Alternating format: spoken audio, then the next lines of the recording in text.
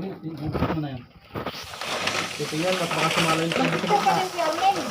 May takip naman yan. Hindi, baka sumala ang alay. Ay, oo, yung alay. Yung mga bula-bula na yan, matatanggal yan. Tanggal yan. Hindi na nakakaano. Mamaya, mapunta sa skimmer yan. Skimmer ang hihigop niyan. Oo. Si skimmer hihigop niyan.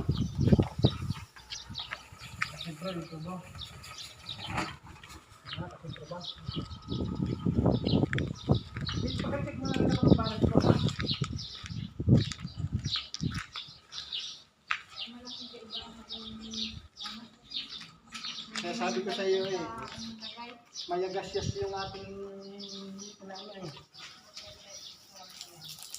Sa atin, natin muna.